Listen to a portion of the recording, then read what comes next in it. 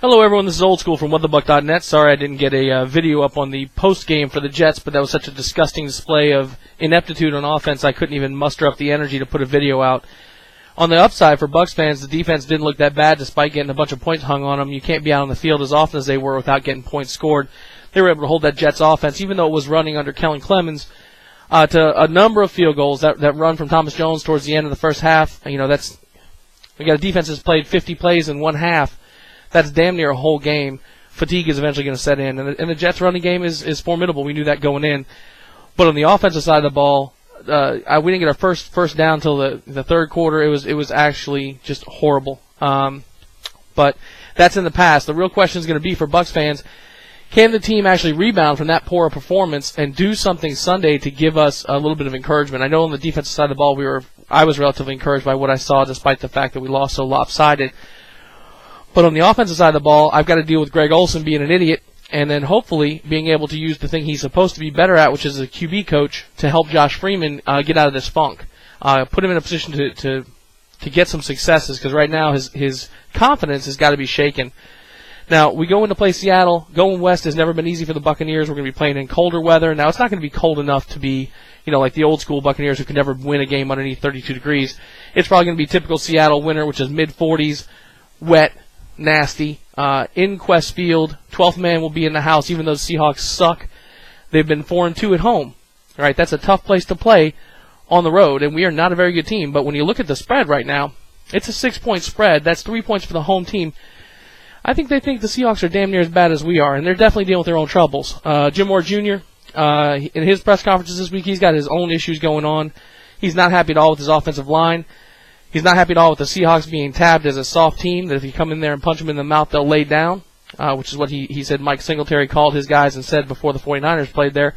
But last week, their center, as I understand it, broke his hand, the actual hand he snaps with, and rather than going to a backup center and making an adjustment, they had him try and snap with the other hand, and that caused 3 fumbled center-quarterback exchanges. And he didn't like the intensity that the offensive line played with, so he shuffled a bunch of guys around. He's got a rookie, Max Unger, moving from inside right guard to start at center. And then he's got Spencer splitting snaps at right guard with Mike Gibson, who's a second-year pro who's never started a game. That interior line is going to be ripe for the picking. Now, our defense has been getting better each week, in my opinion. They're going to have to pressure Matt Hasselbeck. I hate Hasselbeck, but he is an effective quarterback when given time to throw. They're going to have to get pressure. Now, that gives you an opening in the middle, where our defensive tackles haven't been particularly stellar, but we need to see a good game from Roy Miller, from Ryan Sims, from Chris Hovan, and whoever the hell else they put there.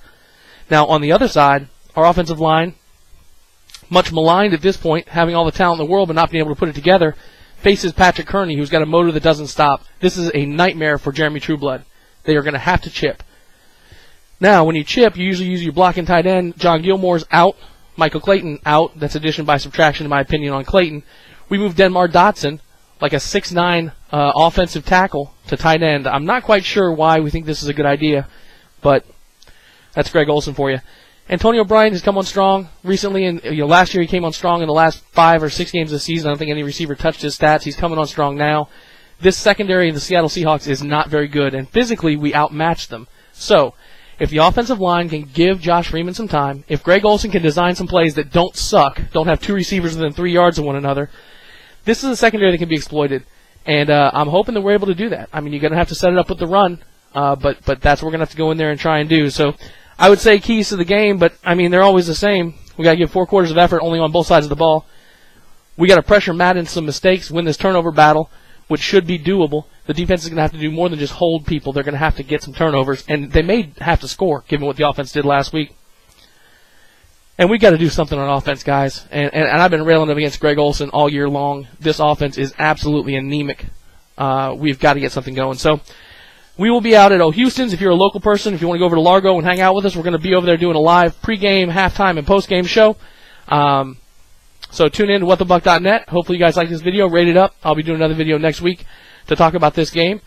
And if you're in the local area, check us out on 10:10 a.m. as well, 7 to 9, because I went against the host and said that the Bucs are going to get this one. Certainly beat the spread, and I think they're going to win it flat out, because a lot of the players are behind Raheem, including guys like Jeff Bain, a really bright guy, thinks that Raheem should not be in the situation he's in right now where people are trying to question his job, and they're going to have to get something done for him if they don't want that to happen. With Bruce Allen signing in Washington, that takes some money off the books.